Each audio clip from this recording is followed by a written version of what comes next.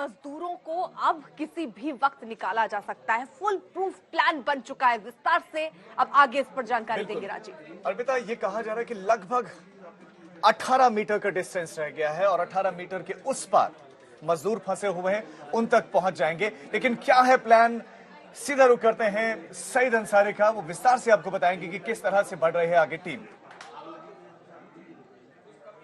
देखिए, हम आपको बता दें कि 18 मिनट की दूरी है और यही सबसे बड़ी चुनौती है। उत्तरकाशी की सुरंग में रेस्क्यू अब अपने अंतिम पड़ाव की तरफ है।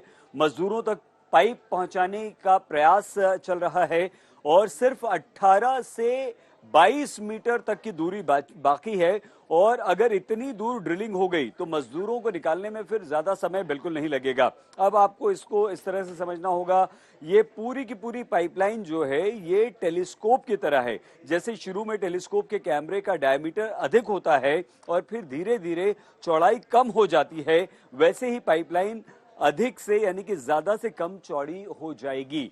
तो ये सबसे बड़ी अब चुनौती हमारे सामने ये है कि 18 से 22 मीटर तक अगर ड्रिलिंग हो जाती है और उसके बाद पाइप अंदर चला जाता है तो हमारे 41 मजदूरों को निकालने में ज्यादा समय नहीं निकलेगा। अब आप ये देखिए, ये काम शुरू हो चुका है। रेस्क्यू टीमें लगी हुई हैं, बड़ी बड़ी विदेश से मंगाई गई जो मशीन है वो काम कर रही हैं। ड्रिलिंग जारी है, 18 मीटर की ड्रिलिंग चल रही है। 3 तरफ से ये ड्रिलिंग हो रही है और काम हो रहा है। जहां पर आप ये नीचे यहाँ देखिए, इस तरफ से अगर आप देख पा रहे हैं तो यहाँ पर ये ड्रिलिंग का काम शुरू हो चुका है और उसके थोड़ी सी आगे सिर्फ 18 मीटर, और वो 18 मीटर अगर हम ड्रिलिंग करने में सफल हो जाते हैं। अब देखिए, बड़ी खबर ये आ रही कि आज रात या सुबह तक पूरा हो सकता है रेस्क्यू ऑपरेशन। मतलब ये हुआ कि हमें बस अब वो इंतजार जो है वो खत्म होने वाला है। कल सुबह आप मान लीजिए कि 24 घंटे से भी कम का समय है, मजदूर बाहर आ सकते हैं। अगले 15 घंटे में पूरा हो सकता है रेस्क्यू ऑपरेशन और हमारे 41 मजदूर सुरक्षित बाहर आ सकते हैं। करीब 40 मीटर पर जो हमारे बचाव कर्मी हैं, रेस्क्यू दल के कर्मचारी हैं, वो पहुंच चुके हैं। अगर कोई अड़चन नहीं होती है, जैसे कि कल मैंने बहुत डिटेल में बताया था कि बड़े बोल्डर आ सकते हैं, पत्थर बड़ा आ सकता है, कोई लैटिस गर्डर अंदर होते हैं हमारे। आप लोग को ये भी मैं बता दूं, एक आयरन रॉड भी मग के साथ, मतलब मलबा के साथ जो मशीन काट के फेंकता है, उसके साथ एक बड़ा सा आयरन रॉड भी आया। ये हमारी खुशकिस्मती है कि वो अंदर ट्विस्ट होके, टर्न होके मशीन को रोका नहीं, उसने सीधे ही निकाल के फेंक दिया। तो बड़ी सारी अड़चनें आ सकती है, लेकिन अगर ना आए, और उम्मीद करते हैं कि अगले देर रात्रि तक या कल सवेरे सवेरे कुछ अच्छी खबर हम सबको मिले और हम सब जो हम अपनी मेहनत इतनी की है, सबने इतनी सब्र से इतने दिन अभी गुजारे काटे हैं, ये खुशी का मौका जल्द से जल्द देखने को मिले। उत्तराखंड के मुख्यमंत्री पुष्कर सिंह धामी ने ये विश्वास व्यक्त किया है कि बहुत जल्द अब हमारे सारे के सारे 41 मजदूर जो हैं वो बाहर निकल जाएंगे। बचाव दल के कर्मचारी जो हैं वो पूरी मुस्तैदी के साथ जुटे हुए हैं और सिर्फ 22 मीटर की वो दूरी रह गई है। यानी कि अगर 18 मीटर हम ड्रिल कर लेते हैं, 22 मीटर तक हम पहुंच जाते हैं तो हमारे सारे के सारे बचाव कर्मी जो हैं वो वापस बाहर आ जाएंगे। आशुतोष मिश्रा हमारे संवाददाता पहले दिन से लगातार इसी सुरंग के बाहर से रिपोर्टिंग कर रहे हैं, पल पल की जानकारी हमें दे रहे हैं। आज इस समय का अपडेट और स्थिति आशु क्या है? बस ये समझिए कि सईद, आपको, पूरे देश को और खासकर उन 31 मजदूरों के परिवारों के लिए एक अच्छी खबर यही है कि संभवतः 24 घंटे का समय भी अब नहीं लगना चाहिए। कोई बड़ी बात नहीं कि आज मध्यरात्रि तक ही जो है सुरंग में जो ड्रिलिंग चल रही है वो पूरी तरह कंप्लीट हो जाए। अब आप ये समझिए कि 18 मिनट की दूरी बाकी है, लेकिन हर एक पाइप को जो वेल्डिंग करना होता है, दरअसल 3 पाइप और जानी बाकी हैं। एक पाइप को दूसरे से जोड़ने में जो समय लगता है वो 3.5 घंटे का है। वो क्यों? क्योंकि आपको उस पाइप के भीतर से भी वेल्ड करना है, बाहर से भी वेल्ड करना है। अगर एक कमी रह गई, मलबे के दबाव में क्रैक हो गया तो जान बचाना मुश्किल हो जाएगा। इसीलिए थोड़ा समय जरूर लग रहा है। कोशिश की जा रही है कि जो 18 मिनट या मीटर यानी 3 पाइप जो बची हैं उनको सही से वेल्ड किया जाए और फिर एक एक कैप्सूल को अंदर जो है 800 मिलीमीटर की पाइप अंदर भेजी जाए। साथ ही एनडीआरएफ ने स्ट्रेचर तैयार कर लिए हैं जिसमें बेरिंग लगी हुई है और ताकि कोशिश की जाएगी एक बार में 3 से 4 लोगों को लगभग 1.5 मिनट के अंदर वहां से निकाल लिया जाए ताकि उनको ज्यादा चलना ना पड़े, पहले ही थके हैं। तो ये प्रक्रिया हम बहुत मान के चल रहे हैं कि अगर कोई बाधा और नहीं आती, मसलन एक सरिया दूसरा के स्ट्रक्चर आए थे, लेकिन ये देखिए कि किस्मत भी थी मजदूरों की और राहत बचाव कर्मियों की कोशिश भी कि वो सारा जो मशीन के चलते था वो बेंड होकर के दूसरे किनारे चला गया। कोई बाधा नहीं आई तो संभवतः कल का सूरज वो मजदूर शायद देख पाएंगे, यहाँ बाहर आकर के अपनी आंखों से उस रोशनी को महसूस करेंगे। बड़ी राहत की खबर आशुतोष आपने दी है। यही उम्मीद है 15 घंटे बाद हो सकता है कि हमारे सारे के सारे मजदूर भाई जो हैं वो बाहर आ जाएं। ड्रिलिंग का काम लगातार चल रहा है। 24 घंटे से कम का समय यानी कि सिर्फ 15 घंटे में ये हो सकता है। उत्तराखंड के मुख्यमंत्री पुष्कर सिंह धामी ने ये विश्वास व्यक्त किया है कि अब हम अंतिम चरण में हैं और ये रेस्क्यू ऑपरेशन सफलतापूर्वक बहुत जल्द पूरा कर लिया जाएगा। चुनौती जो है वो 18 मीटर की है। पाइपलाइन बिछी जाएगी। फाइनल प्लान क्या होगा रेस्क्यू का, किस तरह से ये फाइनल प्लान पूरा होगा, देखिए यहाँ पर हम आपको बता रहे हैं कि पाइपलाइन सबसे पहले स्टेज 1 में पाइपलाइन बिछाई जाएगी जो मजदूरों तक पहुंचेगी और इन 3 पाइपों को जोड़कर एक पाइपलाइन बनाई जाएगी जो पाइपलाइन मजदूरों तक पहुंचेगी और उस पाइपलाइन के द्वारा मजदूर बाहर आएंगे। ये पहला स्टेज होगा रेस्क्यू का। ये फाइनल प्लान है और ये प्लान काफी सोच समझ के बनाया गया है, काफी मेहनत के बाद बनाया गया है। ड्रिलिंग के बाद पाइप को अंदर डाला जा रहा है और अब 15 घंटे से लेकर 24 घंटे तक के समय में या उससे पहले हो सकता है हमें ये खुशखबरी मिल जाए कि हमारे जो मजदूर हैं बाहर निकल गए हैं। स्पेशल स्ट्रेचर्स भेजे जाएंगे। अब मान लीजिए कोई मजदूर ऐसा है जो बीमार हो गया है, चल नहीं पा रहा, किसी को चोट लग गई है या कमजोरी उसे बहुत ज्यादा हो गई है इतने दिन में, तो स्ट्रेचर पर उस मजदूर को निकाल के यहां से लाया जाएगा और स्ट्रेचर पर लिटाकर एग्जिट प्लान है। मतलब हो सकता है अब आ तो सकते नहीं, इतनी दूर कैसे आएंगे, तो स्पेशल स्ट्रेचर जिनमें व्हील्स लगे होंगे, पहिए लगे होंगे और उन्हें अंदर भेजा जाएगा। उस पर एक मजदूर बैठेगा और वो स्ट्रेचर को खींच लिया जाएगा। तो ये प्लान है, ये फाइनल प्लान यहां पर बनाया गया है। 3 प्लान बनाया गया है। आशुतोष, जिस तरह से अभी आप पाइप को जोड़ने की बात बता रहे थे, अब बताइए कि 3 स्टेज में जो फाइनल एग्जिट रेस्क्यू का प्लान है वो कैसे पूरा होगा?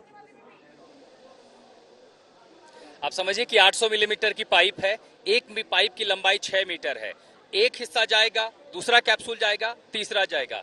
जैसे ही उन मजदूरों तक वो ड्रिलिंग की आवाज नजदीक पहुंचेगी, सही हम समझ सकते हैं कि उनके अंदर खुशी का ठिकाना नहीं होगा और इसीलिए उन्हें कहा गया कि पीछे रखें। एक और अच्छी बात, उन तक लाउड स्पीकर भेजा गया है छोटा सा और एक माइक्रोफोन भेजा गया है ताकि अब कम्युनिकेशन अच्छी तरीके से हो सके। बेहतर कम्युनिकेशन होगा तो कम से कम एजेंसी उन्हें बता सकती है कि ड्रिल हो रहा है, पीछे चले जाओ, थोड़ी दूरी मेंटेन कर लें। जब वो आएंगे 60 मीटर शायद पाइप के भीतर, अब से थोड़ी देर पहले सही दरअसल मैंने उसी पाइप के भीतर जाने की कोशिश की और 6 मीटर का ही डिस्टेंस ट्रैवल किया। वो काफी सेकंड लग रहे हैं, वो बहुत थकाने वाला है। एक बार फिर से बताइए, आपने कोशिश की थी उस पाइप में जाने की, क्या एक्सपीरियंस रहा आपका, अनुभव क्या रहा? 6 मीटर के भीतर जाने पे ये समझ सकता हूँ कि एक तो आपको क्लास्ट्रोफोबिया हो सकता है, अंधेरा होगा क्योंकि उसमें आप लाइट नहीं लगा सकते, बहुत पतला डायमीटर है, 700-800 मिलीमीटर पाइप में आप क्या ही चल पाएंगे।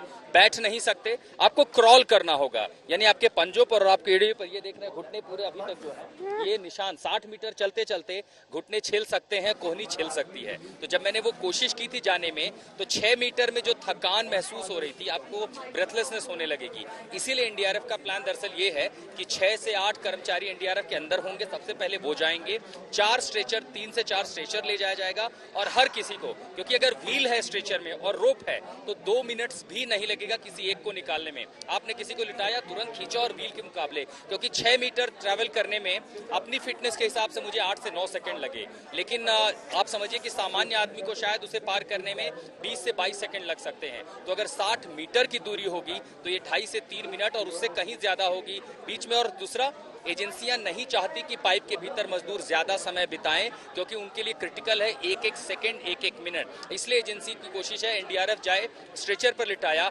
अंदर बेरिंग लगी हुई है, 4 पहिए लगे हुए हैं, रोप उनको तुरंत खींच के निकाले और वो सरपट, जैसे एक वाटर पार्क की राइड होती है, बिल्कुल उस तरह उनको सरपट वहां से निकाल लिया जाए। और अगर ऐसा होता है तो ये पूरा ऑपरेशन 7 से 8 मिनट में निपट जाएगा। ये तैयारी एनडीआरएफ करके बैठी। और आपको ये भी बता दूं, इसकी कई मॉक ड्रिल, जब 22 मीटर की पाइप थी उसके भीतर हो चुकी है, 22 मीटर की लंबाई में मॉक ड्रिल हो चुकी है, तैयारियां हो चुकी हैं। सबको इंतजार है आखिरी मौके का, ड्रिल पहुंचे, मलबा काटे, दूसरा हिस्सा दिखे। और जब मुझे उम्मीद है कि दोनों तरफ खुशी से तालियों की गड़गड़ाहट होगी और उसके तुरंत बाद हमारे जो रेस्क्यूअर्स हैं अंदर जाएंगे और उन्हें फटाफट वहां से निकालेंगे। 10 से 12 मिनट में पूरा ऑपरेशन खत्म हो जाएगा। ठीक है आशुतोष, आप रहिए जरा साथ, आगे भी आपसे अपडेट लेंगे, लेकिन आपकी एक ग्राउंड रिपोर्ट भी दिखाते हैं कि किस तरह से पाइप से दरअसल इन मजदूरों को निकाला जाएगा। ये जरा देखिए। अंदर का जो डिस्टेंस है वो लगभग 60 मीटर लंबा है, मलबा है। उस 60 मीटर में सबसे पहले लगभग 24 मीटर की दूरी तक एक 900 मिलीमीटर की पाइप भेजी गई है। अब 900 मिलीमीटर का पाइप को अगर आपको समझना हो तो इसका जो व्यास है वो 700 मिलीमीटर है। अब इसका व्यास को आप समझिए कि 10 मीटर और बढ़ा, 10 सेंटीमीटर और बढ़ा और उसके ऊपर 10 सेंटीमीटर, यानी अगर इसका व्यास 20 सेंटीमीटर और बढ़ जाता है तो आप आराम से इसमें बैठ सकते हैं। 24 मीटर तक 900 मिलीमीटर की पाइप अंदर गई, लेकिन वो रुक गई। उसके आगे जो ऑपरेशन हुआ उसमें इससे 10 इंच और बड़े डायमीटर की पाइप भेजी गई है। अब अगर ये उस पार पहुंच जाती है तो इसमें बचाने के 2 ऑपरेशन होंगे, यानी उन मजदूरों को निकलना इसी पाइप से होगा और वो कितना मुश्किल और एक जटिल होगा। आप समझिए कि एक तो ये जो दायरा है, ये पाइप 6 मीटर लंबी है। अब आप टेलीस्कोप समझते हैं, टेलीस्कोप का पहला हिस्सा आप देखते हैं, फिर उसकी पाइप खींचते हैं, फिर और पाइप खींचते हैं ज्यादा दूरी के लिए, यानी पाइप के अंदर पाइप, पाइप के अंदर पाइप, एक टेलीस्कोपिक इफेक्ट। लेकिन इसके अंदर जाना, इसके अंदर से निकलना आसान नहीं होगा। 6 मीटर का रास्ता तय करने में दरअसल आपको लगेगा इतना अंधेरा है, क्लास्ट्रोफोबिया जैसी कंडीशन हो सकती है, तो इसका भी रास्ता निकल गया है। मजदूर हैं, उनकी हिम्मत है, उनका हौसला है, वो यहाँ से निकलना उनके लिए कोशिश तो कर सकते हैं। एनडीआरएफ के लोग, एसडीआरएफ के लोग जब अगर जाएंगे तो मदद करेंगे। लेकिन तैयारी के लिए दरअसल एनडीआरएफ ने एक स्ट्रेचर तैयार किया है। उस स्ट्रेचर में बेरिंग लगी है।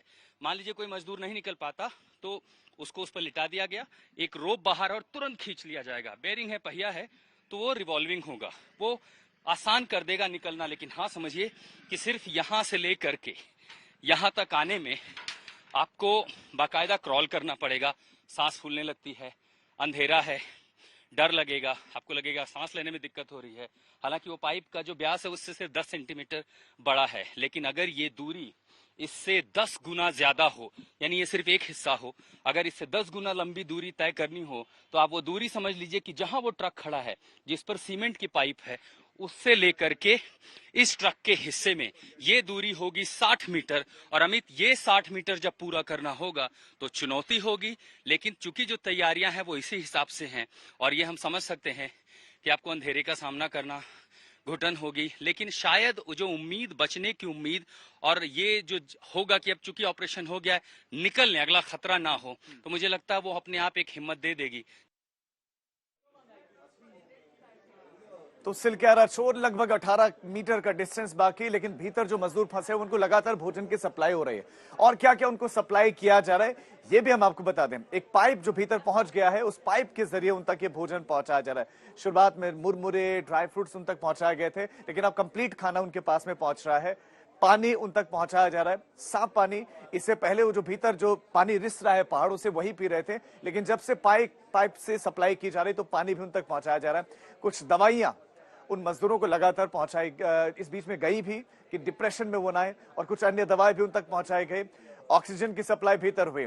हमारे संवाददाता आशुतोष मिश्रा लगातार वहां पर मौजूद हैं और एक एक रिपोर्ट आप उनकी लगातार वहां से देख रहे हैं। आशुतोष, खाने की सप्लाई, तमाम दूसरी सप्लाई वहां पर हो रही है, और ये भी बताया जा रहा है कि कपड़े भी उन तक पहुंचाए जाएंगे, क्योंकि अब तो 11वां दिन चल रहा है। कपड़ों की भी आवश्यकता हो, दूसरी चीजों की भी उनको आवश्यकता होगी। और क्या क्या उन तक पहुंचाया भी गया है या प्लानिंग चल रही है? देखिए, जो एनिमेशन के जरिए आप सब कुछ देख पा रहे हैं, ये बेहतर समझा रहा है उस सुरंग की स्थिति को। यानी मैं जहां पर खड़ा हूं, आप सुरंग का मुहाना देख रहे हैं, एक छोर से ड्रिलिंग का काम लगातार चल रहा है, आधा हिस्सा पार हो चुका है। जब आप आधे हिस्से पार कर चुके हैं तो लाइफलाइन आपको ये पता है कि अब अगले कुछ घंटों में सफलता मिल जाएगी। लेकिन इससे पहले 3 दिन पहले जो 6 इंच की पाइप गई थी, दरअसल वही इस समय सबसे बड़ा सहारा है, सबसे बड़ी उम्मीद है। उसके जरिए खाना पाइप होता है, इस सुरंग के भीतर जो वर्टिकल पाइप चल रही है, दरअसल उस पाइप के जरिए खाना भेज दिया जाता है। अब उसको पुश किया जाता है कि कम से कम 22, 24, 25 बोतलें इस पार से उस पार चली जाएं।